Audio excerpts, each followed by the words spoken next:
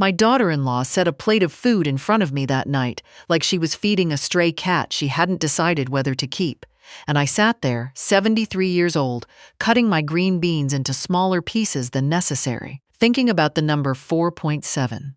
As in $4.7 million, sitting in a trust account under a name that wasn't mine, that nobody in that house knew existed. Nobody, not my son, not her, not a single person who had ever called me mom.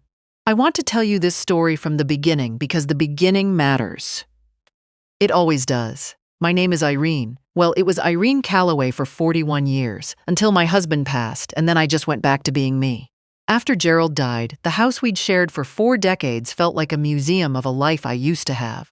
I'd walk through the kitchen in the morning and reach for his coffee mug by accident. More than once. For a year and a half, I did that. Reached for a mug that no one was going to fill.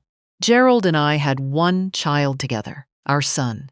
He was 44 when all of this happened, and he lived about 2 hours away in a nice suburb outside of Columbus with his wife and their teenage son. I had always gotten along with my daughter-in-law well enough. That's the honest way to put it. Well enough. She was efficient, organized. She ran their household like a project manager runs a sprint, and I respected that, even when it made me feel like an agenda item. When Gerald died, my son called me every Sunday. He sent gift cards for my birthday. He texted me links to articles I never read. He was doing what a good son does when he's busy and a little guilty about being busy. I understood. I wasn't angry. What I didn't have was a plan. At 69, I was still sharp, still drove myself everywhere, still planted tomatoes every spring and canned them every fall. But the house was too big and too quiet, and I knew in the way you know things you don't say out loud, that something was going to have to change eventually. I just didn't expect it to change the way it did. It was a Tuesday. I remember because I had just come back from my water aerobics class and I was still in my good sneakers, the ones my feet didn't hurt in, and I had stopped at a gas station to buy a lottery ticket. I did this maybe 4 times a year. Never seriously. It was something to do while the coffee was brewing, scratch the ticket, throw it away, move on. But that Tuesday, I bought one of the multi-state draw tickets, the kind where you circle your numbers on a little slip of paper, because the jackpot had been on the news, and the woman in line ahead of me was talking about what she'd do with it, and I thought, well, why not? I chose the numbers the way I always chose things. Deliberately and without superstition. Gerald's birthday, my birthday, the year we got married, the address of the first apartment we ever shared, just the numbers. And then, I folded the ticket in half and put it in the small pocket of my purse, the one with the zipper, where I keep my grocery list and my library card. I forgot about it for 3 days. When I found it again, I was looking for a pen. I unfolded it, and I looked at it, and I looked at the numbers on my phone screen, and I put the ticket back down on the kitchen counter, and I stepped away from it, like it might bite me. Then I walked to the window. I looked out at the yard. Gerald's bird feeder needed filling. I went back to the ticket. Same numbers on the screen. I'm not going to tell you I screamed. I didn't scream. I sat down very slowly on the kitchen floor, not because my legs gave out, but because I needed to be low to the ground. I needed gravity. I pressed my back against the cabinet under the sink, and I held the ticket against my chest, and I breathed. Just breathed. For a long time. The jackpot that week was $4.7 million. I know that sounds like a strange thing to say with the word just implied in front of it. $4.7 million is not a small thing. But I want you to understand that my very first thought after the breathing, was not about what I would buy or where I would go. My first thought was, nobody can know about this yet. I don't know where that came from. Maybe somewhere deep and old and female in me, the part that has watched enough dinners go sideways when money comes up, watched enough families fracture over who got what and why. Maybe I just knew, the way you know. I called my doctor the next morning, under the guise of a general appointment. I needed to talk to someone, and I trusted her. She was the one who told me, very calmly and very kindly, that before I signed anything or told anyone, I needed to call an attorney who specialized in lottery wins. That's a specialty, apparently. I did not know that. She gave me a name. I wrote it down on a post-it and stuck it inside my address book between the pages for the letter P, so that if anyone looked in my purse, and nobody ever looked in my purse, but still, it would look like a phone number I'd written down for no particular reason. The attorney's name was Ms. Taft. She had an office on the 14th floor of a building downtown, and she wore glasses on a beaded chain, and she looked like someone's sharp-tongued grandmother, which I found deeply reassuring. She shook my hand, sat me down, and said, "Have you signed the ticket yet?" I said no. She said, "Good. Don't. Not until we decide how you want to claim this." What followed was 3 weeks of paperwork and decisions and more paperwork, and during those 3 weeks, I drove myself to her office 4 times and I did not tell a single person where I was going. I told my neighbor I had a new doctor for my knee.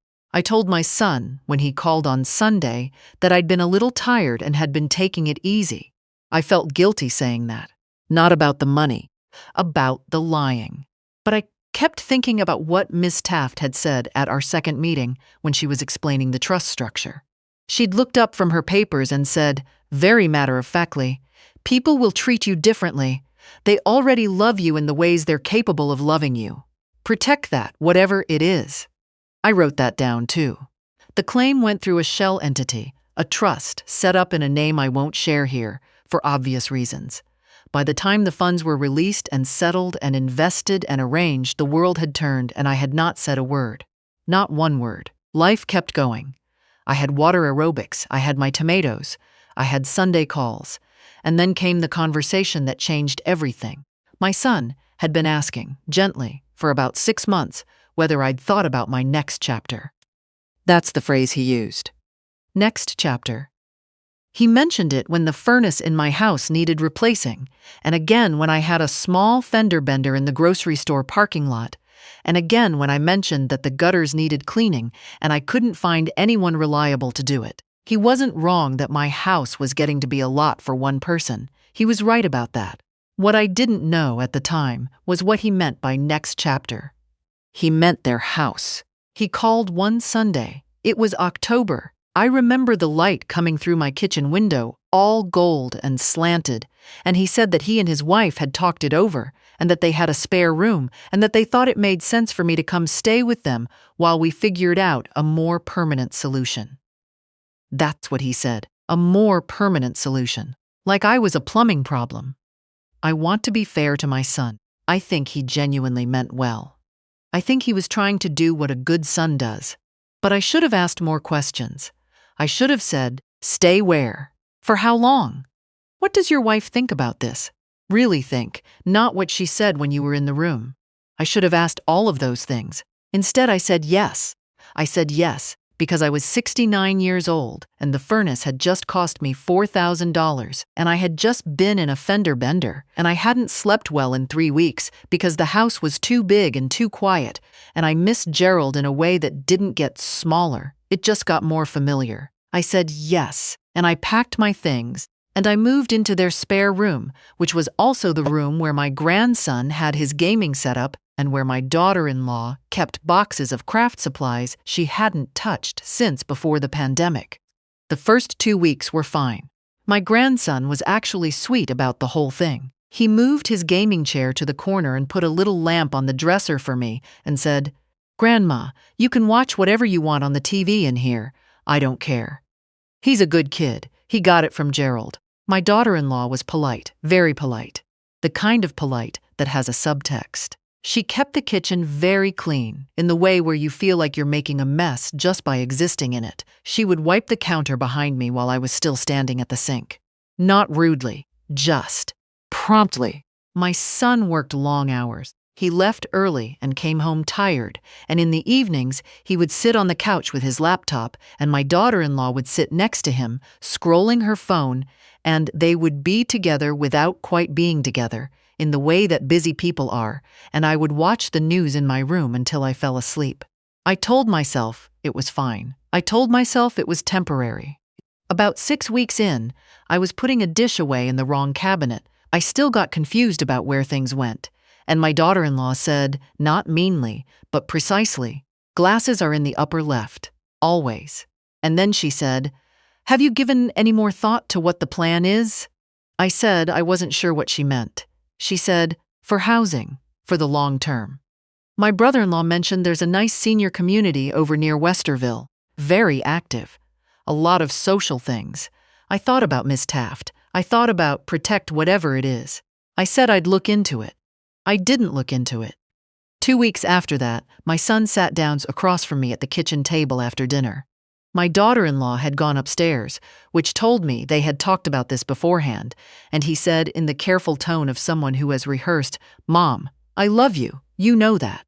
But we need to have a real conversation about how long you're planning to be here." I looked at him, my boy, the one I had driven to every soccer practice and every orthodontist appointment and every school play for 18 years. He said, "I don't mean it the wrong way. We need a plan. The three of us need a plan. It's not fair to any of us not to have one." I said, "Okay, what kind of timeline are you thinking?" He looked relieved that I wasn't upset. He said, "We were thinking maybe by the spring, so you'd have time to look at some options." Spring was 5 months away. I nodded. I said that was fine. I excused myself and went to my room and sat on the edge of the bed that had Gerald's old quilt folded at the foot of it, the only thing of ours I'd brought, and I sat there for a long time. I wasn't angry. Not then. What I felt was something quieter and older than anger. I felt the particular loneliness of realizing you are a problem someone is trying to solve. Here's what they didn't know. 6 weeks before I had moved into their spare room, the trust had been fully funded and invested.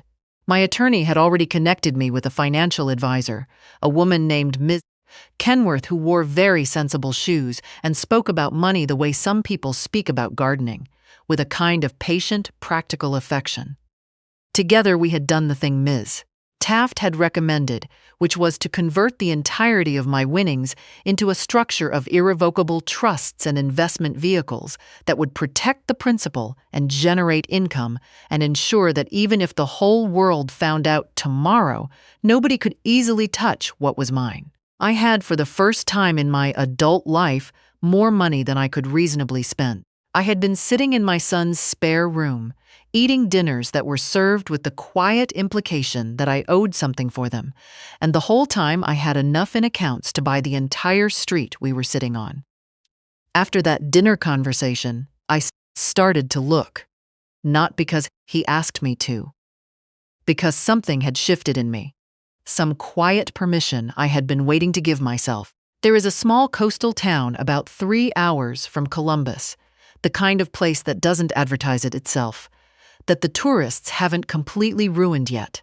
My husband and I had driven through it once on the way somewhere else, and he had said, "Wouldn't it be something to live somewhere like this?"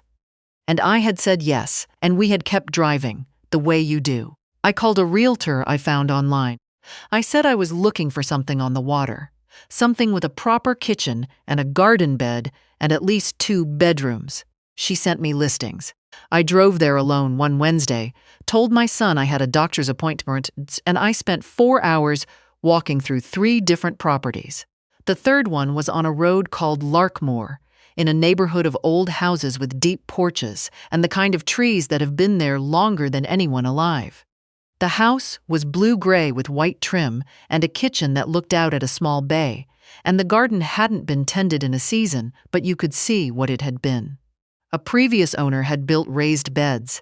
There were roses, overgrown but alive. I stood in that kitchen for maybe 10 minutes. Just stood there. I called Ms. Kenworth from the parking lot of a bakery down the road while I ate a slice of something with raspberries in it. She said the numbers worked. She said to take the night and sleep on it. I called the realtor the next morning. I did not tell my son. The closing was scheduled for early January, which meant I would be in my son's spare room through the holidays, which was its own particular kind of long. Thanksgiving came and went. My daughter-in-law made a beautiful table. I will give her that. She made a beautiful table, and she was gracious to her own mother when she visited, and she made sure my grandson ate his vegetables. She was not a bad person. She was a person who had not signed up to share her home with her husband's mother and was running low on the goodwill required to pretend otherwise. Christmas was cordial. I gave my grandson a nice gift, the kind of thing he'd actually wanted, and I watched his face when he opened it. Genuinely lit up, not polite lit up, and that felt like something real. On the 28th of December, my daughter-in-law came into the kitchen while I was making tea and said, "Have you made any decisions about spring?" I said, "Actually, yes." She looked surprised. I said, "I've found a place. It's a little farther than Westerville, but it's what I was looking for." She asked where. I said, "It's on the water, about 3 hours away. It's very peaceful." She asked when. I said, "January." She stared at me. Then she said, "That's really soon." I said, "It is." She said, "Do you need help with? Do you want us to come?" I said, "I've got it handled, thank you." That was the end of the conversation. My sons called me that evening. He'd obviously heard. He sounded, I don't know, relieved and then immediately guilty about being relieved. He said, "Mom, that's great news. I didn't know you were looking." And then, "Are you sure you don't need help? It's a lot to take on."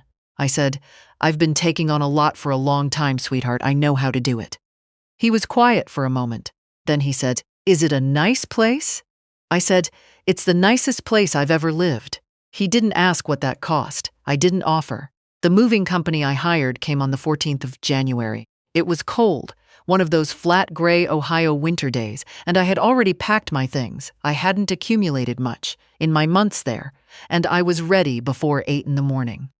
My grandson came downstairs in his pajamas to say goodbye. He hugged me properly, the way teenagers almost never hug, and he said, "Grandma, you have to text me a picture when you get there." I told him I would. My daughter-in-law shook my hand at the door. Her grip was firm. She said, "Safe travels, Irene." I said, "Thank you." We understood each other, I think. Neither of us was the villain in the other's story. We just weren't right for each other's daily life. My son carried one of my bags to the car. He looked like he wanted to say something and didn't know what. At the end, he said, "Call me when you get there." I said I would. I drove the 3 hours alone. I had a thermos of coffee and an audiobook I didn't end up listening to because the drive was through countryside I'd never seen in winter, and it was beautiful in a stark, stripped-back way that felt like honesty. When I crossed into the county where the house was, I felt something move in my chest that I didn't have a word for. The house was empty when I arrived. The realtor had left the key in a lockbox. I let myself in, and I stood in the kitchen again, the same kitchen where I'd stood in November, but now it was mine.